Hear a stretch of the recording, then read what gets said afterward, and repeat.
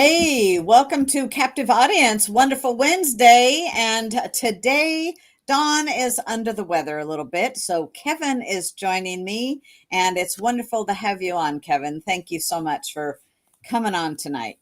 Great to be on.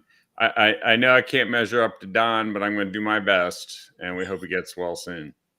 Yes, yes. And we are in the beginning of April, and it's been such beautiful weather until today, and the weather changed a little bit. It's snowing up in the mountains a little earlier today, and little spring showers. Well, Well, take it.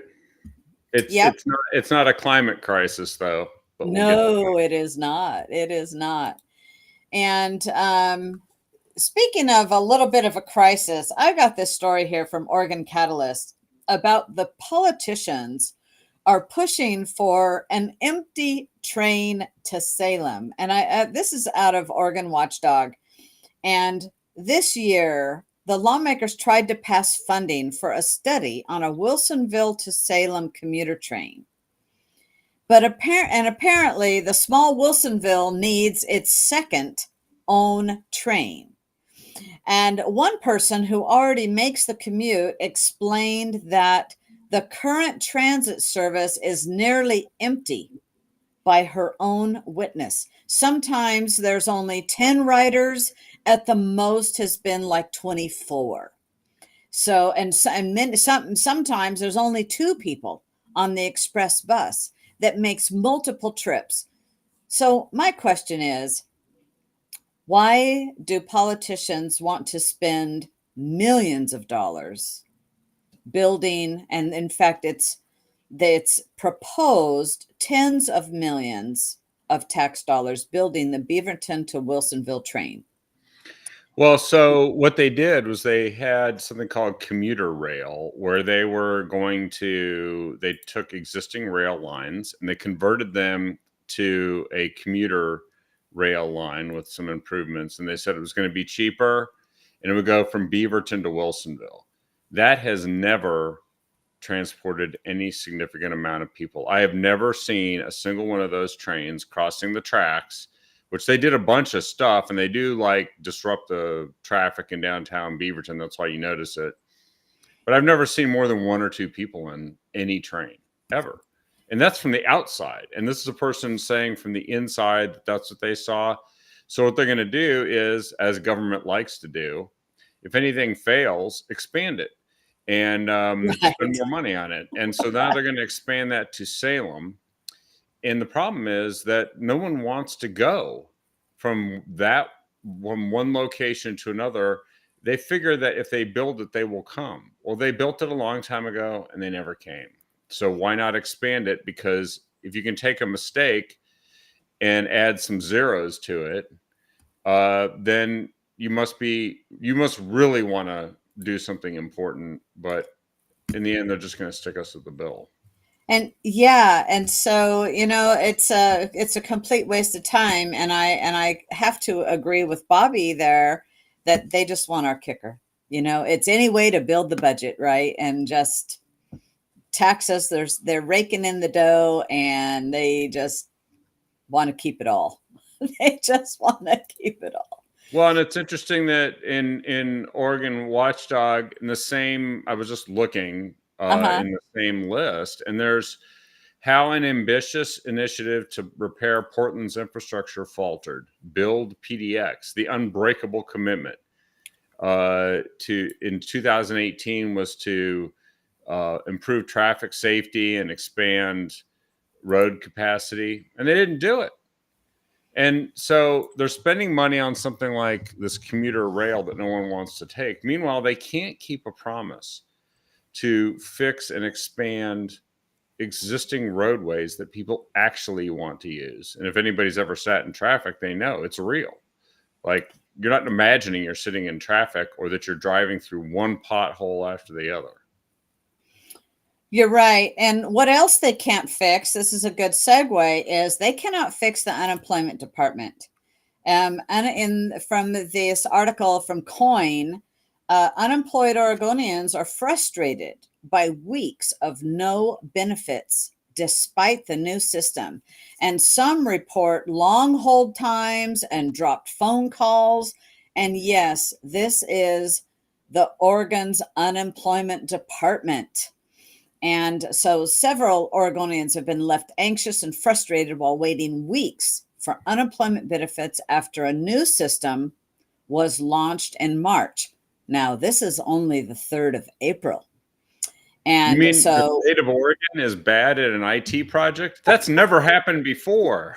oh, never. We just throw millions at it, more zeros, right? I mean, this is the first time that they've been bad at the same project twice that I can recall. But, give them time. I'm sure they'll find some other ways to do it. First, there was the Cover Oregon debacle, where they spent $300 million on a failed healthcare registration system, the Obamacare Oregon version. They also spent money on advertising it, which they advertised something that didn't work. That's government right there. And then I think they also had another project some years later, trying to remember what it was, that also failed. And then later, of course, there was the telephone system for the state government. All these the telephone systems are supposed to accept people calling in, and they couldn't handle anything. They couldn't handle even the tiniest capacity. So that was another failed IT project. And now they have the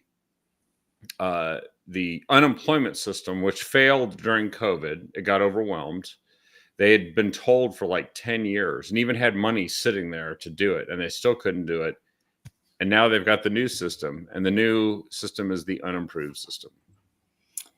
Yeah, the unimproved system, the improved system that doesn't work, and a brand new thing. Now, I would expect some reasonable problems upon a launch of a new system, but not like what I'm reading here in this article. And what's funny is this is to me just too funny. The department is blaming understaffing due to federal underfunding. Well, wait a minute. This is a state agency that is the Department of Unemployment. And so, they're going to blame federal underfunding. And so it is there. So there have been reassigning staff to meet a demand and trying to scramble is what it is. And they've been hiring some temporary staff to try to help with this, but it doesn't seem to be working. And they seem to be under succeeding and over failing, which means that the strongest justification for somebody to be unemployed are the people running these IT systems at the IT division of the Oregon Employment Department. They should be unemployed based on all of this. They should be. Absolutely. Absolutely. Hey, I found this other story I thought was interesting in PJ Media. Some parents, a couple, are under investigation for raising an independent 7-year-old. And we have a lot of crazy things going on in America and around the world. Just look at what's going on, right? And when I saw this story, I went, what the heck? What for? Raising an independent 7-year-old. This is out of Canton, Georgia, where this couple lives. And don't you know, it sounds like they have free range kids. They homeschool their 3 children, and their youngest 7-year-old knows that he can get free cookies if he stops by a store. Well, lo and behold, he decided to stop by the grocery store unaccompanied. His other 2 went ahead without him, and he said, I'll catch up, and stopped, and they went, oh my gosh, an unaccompanied minor getting free cookies at the grocery store. And then so the cops are called, and the cops call CPS. I was raised a free range kid. This would have never gone on. Free range kids. They used to call them kids. Yeah, and so he, sure enough, they've They called CPS, and the cop said, you can't let your kids do this. This is child endangerment. Well, nothing was happening. And then another day, this boy rode his bicycle to the store to go get that free cookie. And now his parents get called. They have to come pick him up with his bicycle. And they ended up threatening them. The short end of this story, which I just found kind of hard to believe, but yet not. I would think maybe this was Oregon, but it isn't. It is in Canton, Georgia. The fact that this couple, the police, and CPS says, you are breaking laws. And they said, well, what laws? Well, they couldn't cite any laws. They said, one officer even told them, Google it. That means I don't know. You Google it. You really can't arrest somebody without citing a reason for that arrest. That's actually a U.S. constitutional requirement. You can't just arrest somebody without cause, without purpose, and just to say, well, we need to seize you. Oh, this is it's interesting because they've got the ability to claim that someone's endangered because they are allowed to go to a store on their own at age 7 or 8 and purchase something, but it's totally fine if the same parents went and said, I think your genitalia needs to be removed and replaced with something else because of how you seem to feel this week. They can do that. Totally okay. That's not child endangerment, apparently. Child endangerment is letting somebody go to the store and receive free cookies. Yes. There you go. I mean, that's where we're at in America right now. And that is a sad, sad, sad thing. And that was a good comparison of what could possibly, at 7, you can decide your gender, but by golly, you can't go ride your bike yourself and go get a free cookie at a store. But the good news is everybody ended up backing down because the parents said, you're not bullying us. And they are actually the parents are looking to get some legislation passed that is let it grow, a reasonable childhood independence law, which would codify the difference between parents who put their kids in danger as opposed to those who let their children out of their sight for an hour or so, like when they go to the store for a free cookie. So I hope they prevail. I hope they prevail. And it shouldn't have to be that they have to get to legislation. But you've got to fight for the rights of your free range kids. Yeah, I think or just your parental rights in this case. Yes. Yeah. But we've got the world turned upside down where parental rights mean that you can advise your kids to get genitalia removed, but you can't have them simply do something on their own recognizance. It was common for kids to just go off to a nearby store and hang out. Oh, yeah. And, try to talk to somebody to giving them a free pack of gum or whatever. I mean, that's actually the fun of being a kid, is doing that. And now they've classified that as dangerous. I just think there is going to be a correction. There's going to be a pushback. And maybe that's what we're starting to see nationally, because I think that the backlash has been building for a while. But now we may see this in the presidential race. Is that possible? Yes, it is. Yes, it is. I think so. So there's a Wall Street Journal poll that says that President Trump leads Joe Biden in 6 of the 7 critical swing states. The only state where he does not lead, apparently, is in Wisconsin, where they're tied at 46-46. So it's Trump leads Biden in Arizona 47-42. Georgia is a narrower margin of 44-43. Michigan is 48-45. Michigan's starting to look like a red state in many ways, for many reasons. North Carolina, it's a 49-43. Nevada, 48-44. And Pennsylvania, 47-44. All leads. So the closest One is Wisconsin at 46, and this alone right now would amount to an electoral landslide. And Joe Biden, I talked on Monday's Captive Audience about this, but there's a great story in PJ Media that says who would really vote for a walking corpse. Yeah. And I think it's increasingly going to be tough for people. Right now, I think they're voting based on like what they, without paying attention to Biden. Many people don't know what's going on because they watch news outlets that don't tell them anything. But to be honest, the more they have to think about this decision, the worse it's going to get, I think, for Biden, because there's no way Biden gets better. It's not like suddenly he gets his fastball back and he has witty quips and he stops making all these huge gaffes. He doesn't, I mean, they've literally got Dumbo shoes on his feet.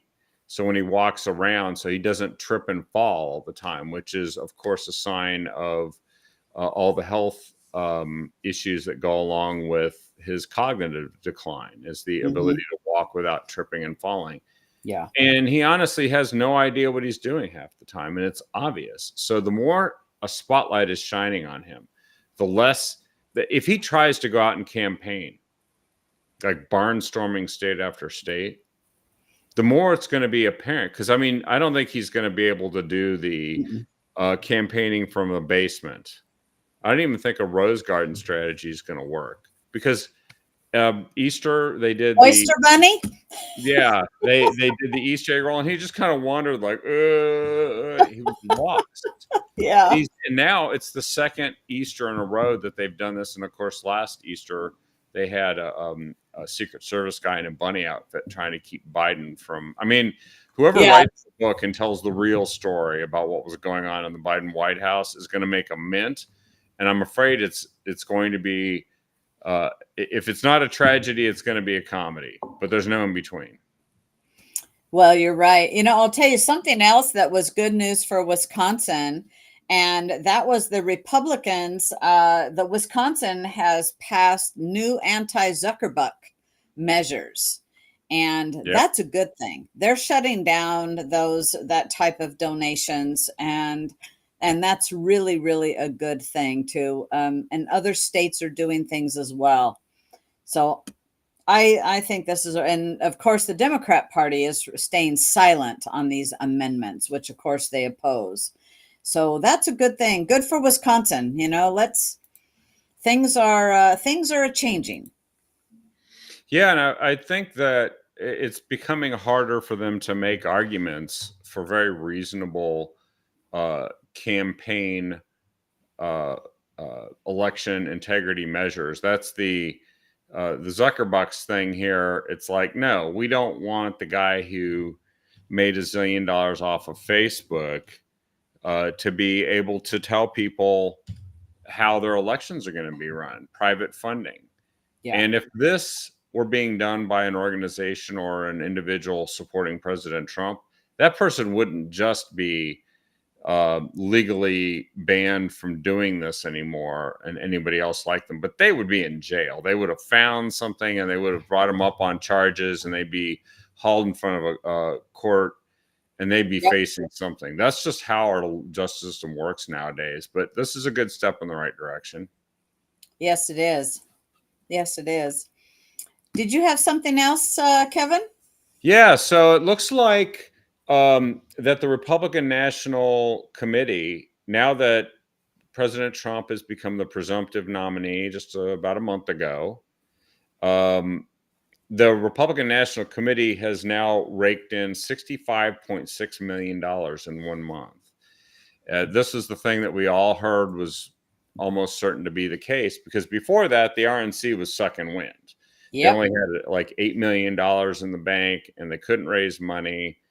And of course, there's no way you can compete in a $1 billion presidential race on both sides that with $8 million in the bank. But now we're starting to see that that's changed now that there's a new RNC chair and co-chair, which were nominated by President Trump and ratified by the Republican National Committee. Things are starting to turn, and they do say here, and this is interesting, the haul is likely good news for Trump, but his own advisors admitted that they will be unlikely to match Biden's fundraising numbers. So there's a lot of people donating money to elect or re-elect a corpse. But they said we're never going to be able to raise dollar for dollar with Biden. One unnamed campaign advisor said last week on a reporter call. But then again, the Biden campaign hasn't announced its March fundraising numbers yet. And those won't be out for sure for another couple of weeks. But I mean, this is just shows to everyone. Like if folks listening to this, if anybody out there thinks that we're going to get away on the cheap this election year without donating to the candidates and causes that we want to see prevail, then think again, because if this election really is as important as everybody says, and I think it is, it's sort of it's like the direction that the country is going to go. We've seen the direction it's been going since 2020. We didn't see much of a change, but some change in 2022, a narrow control of the House of Representatives and a few other victories here and there. But 2024, I think all the cards are on the table. All the chips are being bet here. And absolutely. And anybody that can donate anything to anybody, any candidate they like, we need to be supporting them because it takes money. And it takes money. We have a lot of good candidates in races, not just the president, and to help our state and whatnot. And it does take money. And so I figured that once there was a leadership change at the RNC, that the money would start pouring in, and sure enough, it has. And I'm very glad to see. And if you're like me, I'm getting, I don't know how many multiple texts a day. It's like, oh, geez, come on, guys. But that is what makes it happen, right? The phone rings, the emails come in, and the texts happen, and mailers as well. But it costs money to make money, but we need all the money we can in order to pick up seats and win seats for sure. And even if we have the issues, and even if we have the better candidates or they have really bad candidates, and even if they're corrupt, and even if at some point the media has to admit that maybe the Democrats are awful, we still are likely to be outraised and outspent. But that means that we have to just do absolutely everything we can. In Oregon, we have 3 congressional races that could flip the House one way or the other. And it doesn't matter if we control the House. So there's even a danger right now if some misfortune happens that we could end up with Hakeem Jeffries as the speaker before there's an election, because we control the Representatives by 1 seat. But no doubt that House of Representatives will be determined by what happens. And believe it or not, Oregon is perhaps one of the top states where we will decide whether Republicans or Democrats control the House of Representatives. And if you don't have that control of the House of Representatives, there's no Jim Jordan chairing a committee. There's no Representative Comer chairing a committee, asking tough questions. Absolutely. None of that stuff happens. No. And none of these bills that are passing, though narrowly at times, would pass at all. They wouldn't even come up for consideration. There will be no closing the border, because even though the president could do stuff, the Congress could undermine it. And so we have to look at this and say, we have to do all of the above in this election cycle. But in Oregon, we can move the needle here by getting behind candidates in CD4, CD5, and CD6 that will help us prevail. And Bobby asked a question, how do we get a list of Republicans running for which office? And she means before she receives her ballot. Well, that's a great question. I think that this information is available on the Secretary of State's website. They show who's filed for what. You will get a voter pamphlet that will display all the Republicans that are running. But I tell you what, I think that maybe let's do a show here soon where all we do is tell people who the Republicans are, including in some of the, including in the some of the nonpartisan races where people just don't know who the Sure. candidates are in terms of, so if you're in Portland and Multnomah County, you really got to look at that DA's race and the district attorney. You got to end the Schmidt show. You got to get Nathan Vasquez behind him and get him elected, because actually he will enforce the law. And Mike Schmidt has said he doesn't like enforcing the law. It's racist. That's a great example. There's going to be a mayor's race and some city council races there. Those are all nonpartisan races, but we will walk through and detail them. In the congressional district races, in CD6, there's a number of candidates. I know Mike Erickson was the CD6 nominee 2 years ago, and he's probably the favorite now to become the nominee again. There's Lori Chavez DeRemer, and she is running for re-election. She's unopposed in the primary, running for re-election in CD5. If you think about it, if she doesn't win that seat 2 years ago, we might have just handed the House of Representatives to Hakeem Jeffries. That's exactly absolutely. And so, to Bobby's point, she says the trucker in New Jersey didn't need a lot of money to win his seat. No, he did not. But to defend his seat, he probably would. And much like Lori Chavez DeRemer, she needs more money now because she won to defend her seat, because the Democrats are going to throw much more money at it to try to get control of that seat again. So you might be a sneaker candidate and win a seat, much like the trucker was, and that was great.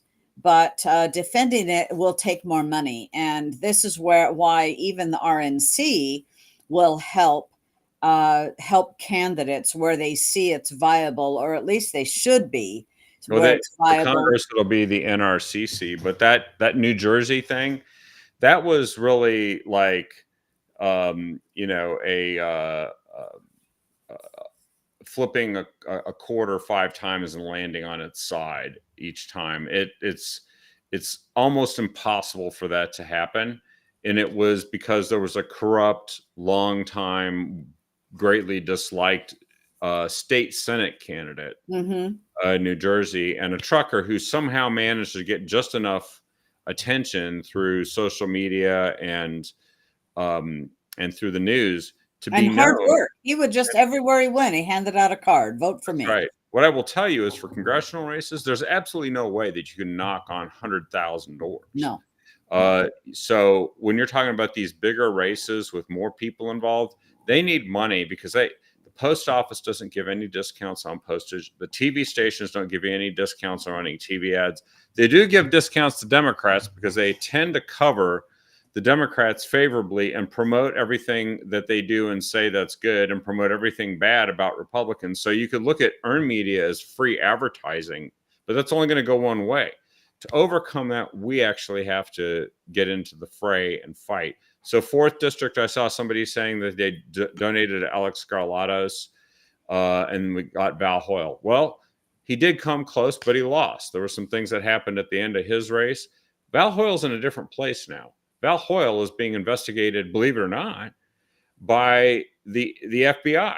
Yeah. This is 2 years later. She's in a worse situation. She's a terrible fundraiser, and she does have at least one formidable candidate that is running against her, Monique Despain in the 4th District, who's in the Republican primary. And so if you want to have some hope there, that's how you're going to get it, is you get behind the best chance you've got, and then you put in, what was it that the signers of the Declaration of Independence said? They pledge their lives, their fortunes, and their sacred honor. Yes. Well, they did all 3 of those things. We might only have to just pledge a small amount of our fortunes to save the country they helped found. And it can come down to these races. Now, you mentioned CD5. The Democrats aren't taking anything for granted. They are in there trying to manipulate the primary so they can get Janelle Bynum to be the nominee. And there's a big battle going on there. I just posted something about that, because Jamie McLeod Skinner, the CD5 nominee for the Democrats, who ran against Lori Chavez Dreamer in 2022. She is not liked by the DCCC. The DCCC is the entity that tries to get more Democrats elected to Congress and to flip seats like Lori Chavez Dreamers.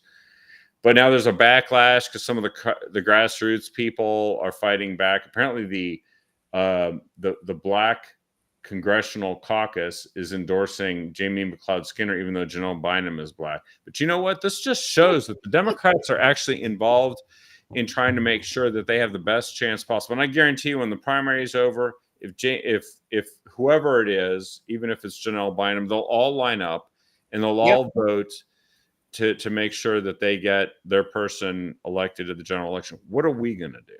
And that's what we have to do. That's what we have to do. That's right. You know, it's now look. There's some things that Joe Biden's doing to help all of us, and one of them is the RNC is very good at putting out these rapid response memos.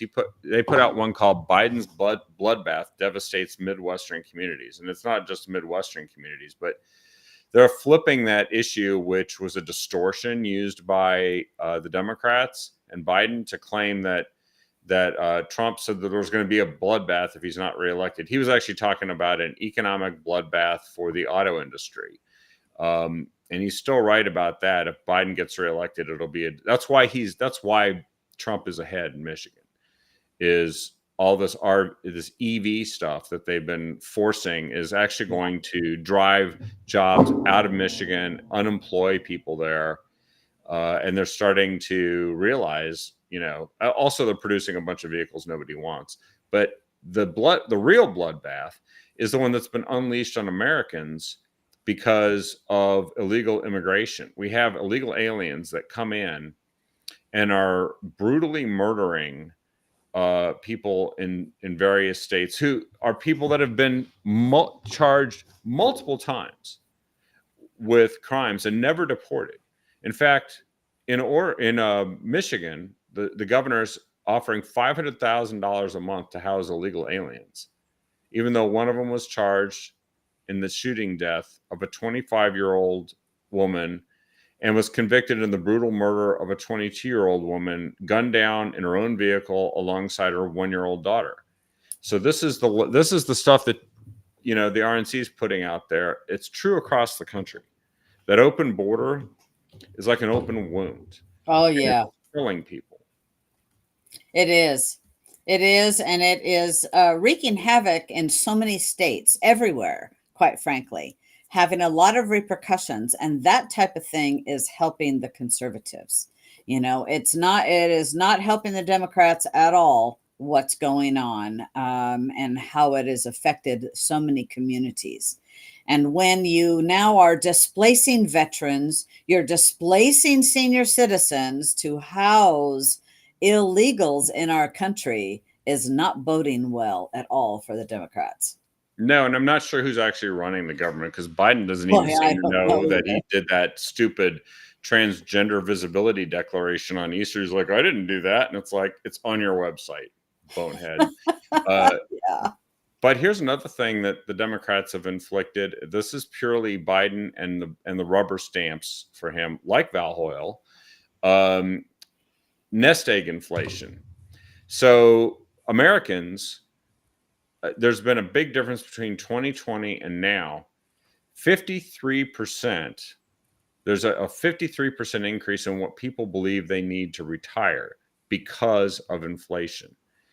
When you retire, you can't do much to keep up with inflation. You have what you have, and then you've got it invested and you get a return, and then you use it up, right? As you you make withdrawals during retirement. Well, U.S. adults believe that they will need 1.46 million saved in order to retire. It's up 15% from last year's 1.27, and it's up 53% from the $951,000 figure they cited in 2020 before Biden took office.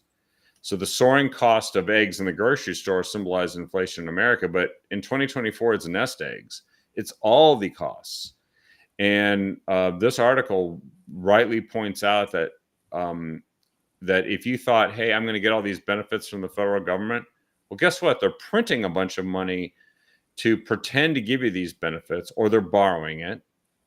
And what they're doing in turn is creating all this inflation that's making whatever you do get, including the funds you carefully saved and invested, worth less and less. Now, it turns out that people are actually saving less, but the government can't fix that by printing money. That's one No. thing that I think is going to be a realization here is you can't fix the failure to save and inflation by printing money. No, you can't. Not at all. And at the way things are going up in price, everything has gone up. I mean, go to the grocery store these days.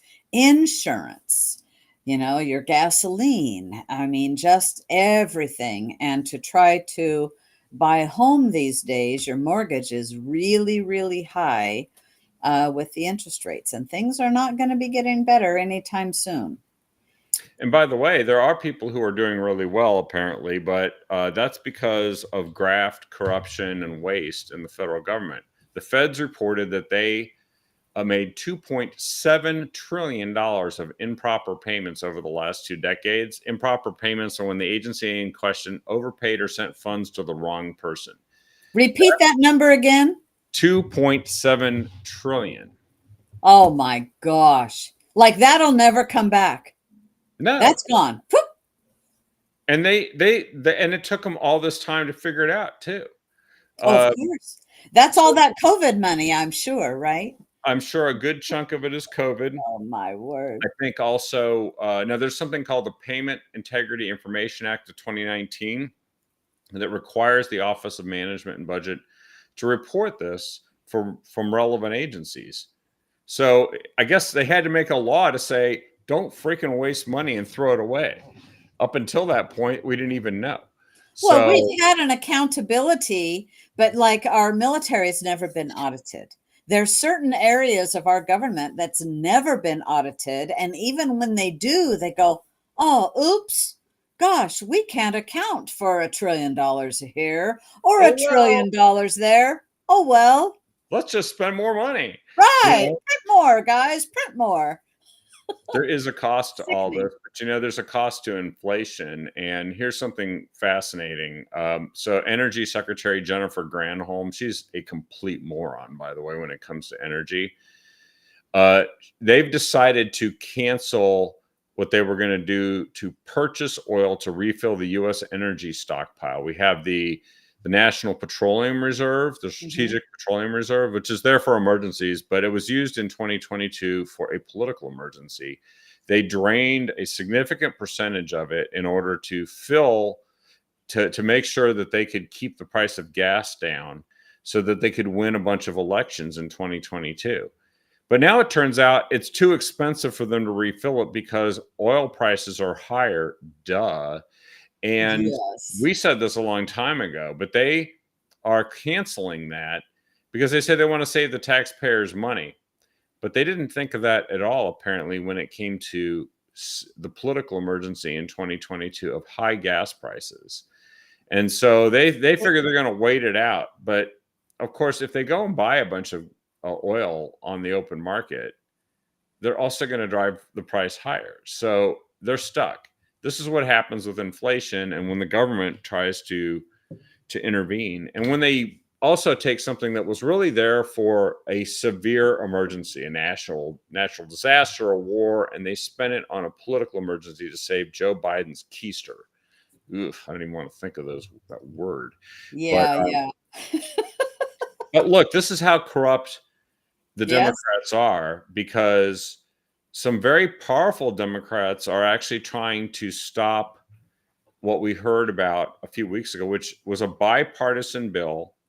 It passed the House of Representatives with a pretty significant number of Democrats voting for it, which was to force TikTok to divest from China and control the company to a non-Chinese Communist Party controlled entity.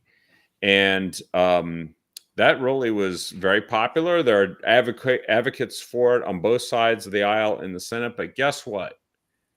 Some very powerful Democrats are standing in the way now, including Patty Murray and Ron Wyden. and Maria Cantwell. So Ron Wyden is from Oregon, Patty Murray and Maria Cantwell are from Washington State, and they've all said they want to proceed slowly with consideration of the Protecting Americans from Foreign Adversary Controlled Applications Act. And you know who's lobbying them? Former staffers of the same Democrats are lobbying them. So, in other words, that's how corrupt this is. And these are It career is. politicians, by the way, which is just makes you ill to listen to these people claim that they have the best interest of the country at heart, when in fact they've got people who used to work for them on Capitol Hill now getting paid gajillions by a Chinese Communist Party controlled lobbying entity. Yes. Yes. It is. It is very corrupt, and it's too bad. It's, we need people that are absolutely looking out for the best interest of the United States and not just their own pockets, filling their pockets. And unfortunately, that's a shame. This is why elections matter, and controlling the House and controlling the Senate, it matters because, it's we could make some changes if we had that. I mean, if we had the Senate as well, and we don't want to lose anymore. Hey, I've got one here, and this was out of Tennessee from PJ Media. And I don't know if you all know, there's they spray stuff in the air to create clouds. Well, Tennessee voted no on weather engineering. And I thought that was a good thing. So they have made 2 moves in the past year to protect its citizens in ways some people may not believe are necessary. And so the Tennessee lawmakers voted to ban the spreading of certain chemicals through the skies of the Which isn't volunteer. happening, right? Right, that a lot of places go, it doesn't happen. Well, it does. Yeah. And so they voted to ban geoengineering, and I think that's a great thing. And so the Republicans push this, and it bans the intentional injection, release, or dispersion of chemicals within Tennessee, with the express purpose of affecting temperature, weather, or the intensity of the sunlight is prohibited. And Bill Gates is trying to convince the world that we need to spray way up in the atmosphere, and put a sunscreen around the earth. Quite frankly, I don't think we should be messing with anything like that. And so I think this is great, because the White House has been not so secretly toying with the idea of dropping reflective particles in the atmosphere to keep the sun from hitting the earth. And Tennessee lawmakers are going, nope, it's not happening here. So I like Well, and that. that's the state. I think we also have to look at what the feds might end up doing and why it really matters who's controlling the federal government. Because you might say, well, that's impossible. They would never consider doing that. Well, look at what they're doing with those stupid windmills off the shore of Oregon. Oh, yeah. That they've already put on off the shore of other states, and they've turned into multi-billion-dollar bankruptcy boondoggles with all kinds of side effects. Yeah. For both humans and the environment and sea creatures and fishing, and they're still doing it. And you've got these Democrats in Oregon, for instance, pretending like, oh, please delay it. People are upset about it. And they don't really mean it because they're completely in the tank for this Green New Deal thing that got the name the Inflation Reduction Act. I think that that if someone names something that's a complete lie, that should be a clue that Oh, yeah. maybe it's a problem. Maybe you shouldn't reelect to those people because they came up with this Orwellian name that did nothing to reduce inflation and did everything to start spending money on things like windmills while they shut down hydroelectric dams and get rid of them, while they ban natural gas being used to heat your homes and generate electricity. While they literally make us dependent on the least dependable forms of energy that cost enormous sums of money. And also people don't want it. No, no, This they is don't. crazy. And other countries are actually going away from it. And, they're firing up their nuclear plants, they're building more coal plants, and they are turning away from it. And what they claim to be the green energy and good for the environment is a disaster, especially in the ocean.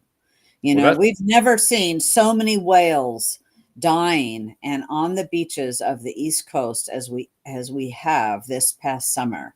And they didn't used to have wind turbines out there, and I believe that that's a repercussion of it.